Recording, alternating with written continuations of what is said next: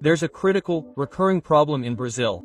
Because the government is constantly experiencing financial imbalances, large companies, good companies, and small businesses are constantly being mortally wounded by high interest rates. And you have to get this straight in your head.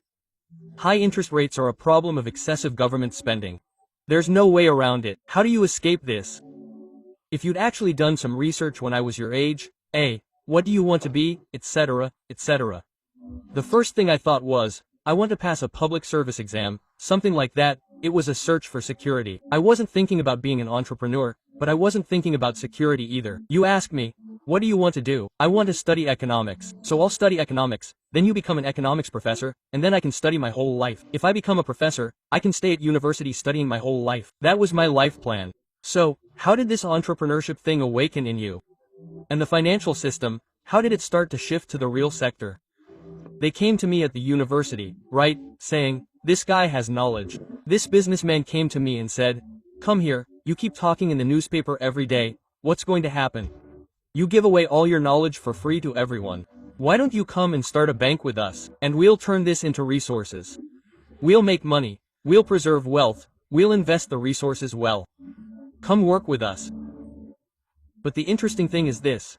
At that time, you had to preserve wealth because the country was heading towards hyperinflation. We went to 5,000%, then the real plan came along, but we were heading for 5,000%. Interestingly, the least proponents of the real plan were the ones who first took Brazil to 5,000%. Then they learned and fixed it, but first, they tried the Cruzado plan, freezing all prices. Inflation was 200% per year, for 2 or 3 years in a row. Then they froze prices, repressed inflation. It stayed there for 6 months, 9 months, then exploded and went up to 5,000%. Then they advised President Collor, who took office shortly after, to freeze financial assets. They were combating the symptoms. First, prices are rising, freeze the price. Money is circulating very quickly. It's an overnight country, everyone has savings. You didn't put money in for a month, for 2 months. First, you put it in, saved for a year, inflation rose, you put it in for 3 months. Inflation continues to rise sharply, everyone is afraid, you put it in overnight. It happens overnight. You decide whether to leave the money or withdraw it. You'll leave it or withdraw it every day, and the interest rate is 5,000%. So the country is also heading for an explosion. So they ended up understanding that these were actually symptoms of a more serious phenomenon underneath, which was excessive government spending financed by currency. The real plan, then, was a monetarist plan, brilliant, monetarist. It didn't address the fiscal issue, it didn't fix the exchange rate. We learned in fits and starts through trial and error. Freezing prices doesn't work. Freezing everyone's assets doesn't work. Because inflation went back to 2,000%, it went to 5,000. We froze prices, it went to 200, it fell to 0, then it went to 5,000. Then we froze the population's savings. It went back to 0 again, then it went to 2,500. Then we created a real plan, a monetarist plan, a monetary reform. Inflation slowly declined, but with very high interest rates. The government continues to spend heavily, but instead of financing it with inflation, it now finances it with snowballing debt. So the country continues with very high interest rates, grows little, and constantly has public finance problems. And then some states begin to stand out. Some states manage their finances even better than the federal government, managing to create good business environments. The financial market adapts. So I, who was actually a strategist, a chief economist, an important partner in a bank that was actually surviving, suddenly begins to participate in the financing, in the growth of a country.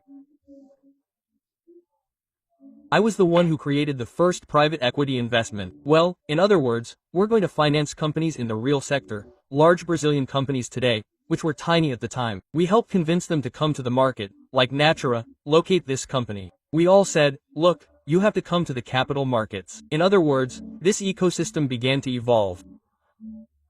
It escaped survival mode, which is how to survive a hyperinflation, which is how our bank operated at the beginning, and moved into growth mode. Now it's not just about surviving a hyperinflation, it's about how the financial market and the capital market can help companies grow, help create various partnerships. And then the Brazilian financial market began to become more sophisticated and deeper. There's a critical problem in Brazil that's recurring, because the government is always in financial imbalance, so large companies, good companies, and small companies are constantly being mortally wounded by high interest rates. And we have to understand this. High interest rates are a problem of excessive government spending. There's no way around it. You say, oh, not the central bank. The central bank is a mirror. If the government is a spender, the central bank has that high interest rate to try to bring down inflation.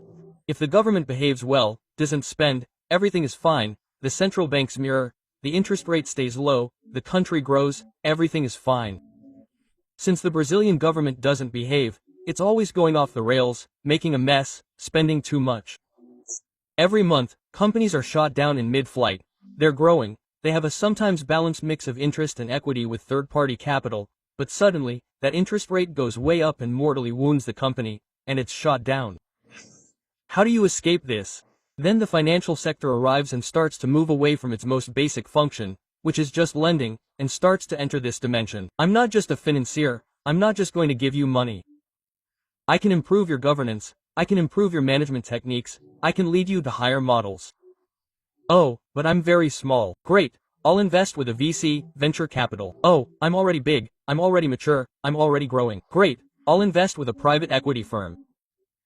But whether I'm a VC or a private equity firm, I'll be on the board, acting qualitatively, helping you, leading you to audit better quality companies, because this facilitates your access to the capital markets later on.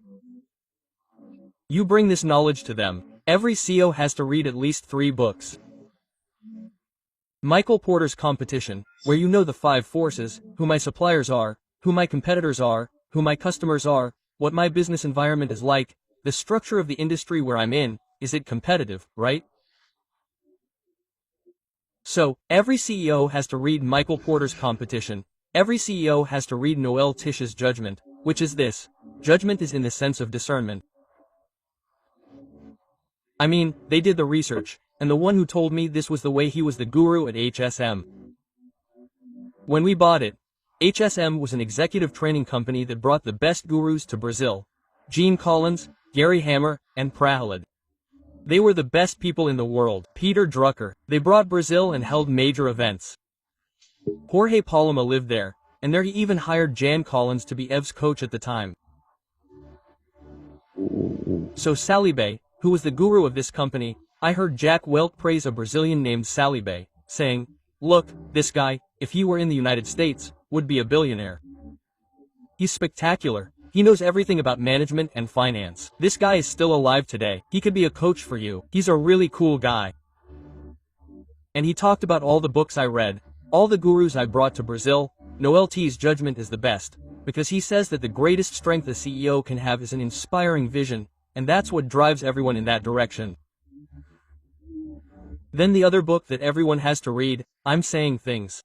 I've learned throughout my life too, right? The other book everyone has to read is Jan Collins, You Build to Last. He has others after him too, but they're made to last in the Portuguese translation. Made to last. Yeah, and I used it. There are things of his that I used, for example, preserve the core and innovate.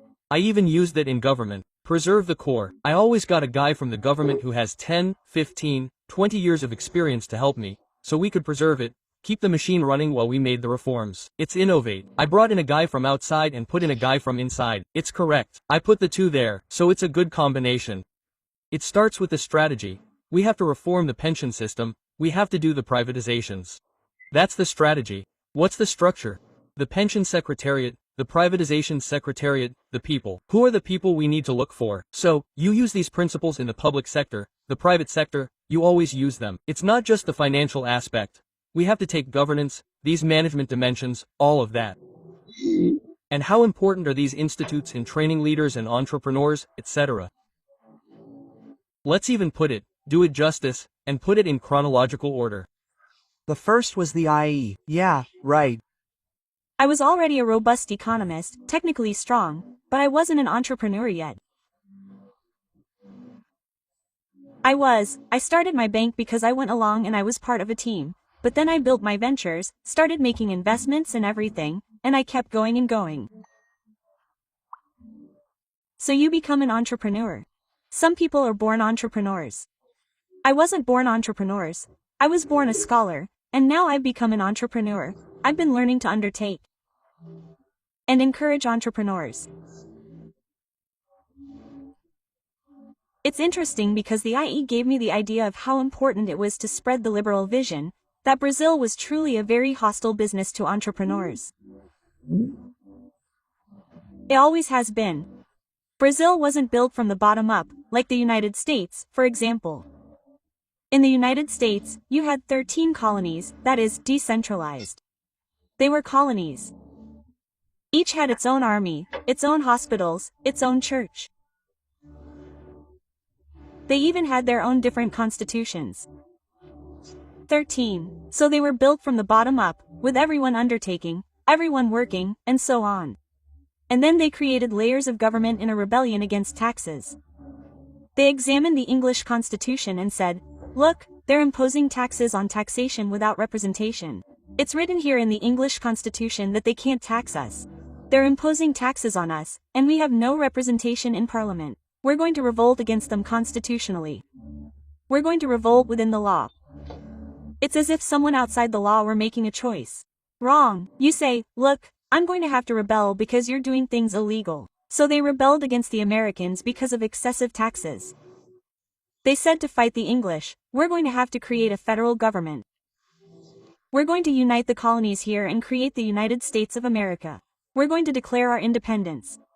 So they went from the bottom up. If you faint in the street, in 3 minutes someone will be looking for you, an ambulance will be looking for you. If you shoot or get shot, in 3 minutes the police will arrive with those snipers. I mean, so you feel the presence of the state from the bottom up, not from the top down. Brazil was the opposite. The king, the king's friends, the hereditary captain size, and to this day the state hasn't reached down there. If you get shot or get sick, you're left lying there. It will take 3 days to get there to pick you up. The state isn't down there. That's why I said more Brazil, less Brasilia, because the state is in Brasilia, the money stays up there, the conversation is there, everything is decided at the top. This environment is very hostile to business people. Average taxes in emerging countries are around 25%, 26% of GDP. In Brazil it's 34%, 35%. So the tax rate is very high. Well, the government is in areas where it shouldn't be, producing steel sheets at a loss, oil. The United States has 35 oil companies, none of them state-owned. Brazil had only one oil company, Petrobras. And at the same time, it's not where it should be, which is the police, ensuring order, for example. The most valuable asset we have is our lives. And in Brazil, people die like butterflies or flies. Every hour, 60,000 people a year, 70,000 people. It's completely absurd, right? There's no preservation of life. There's no preservation of property. People even invade each other's property. I mean, no, business like this isn't possible.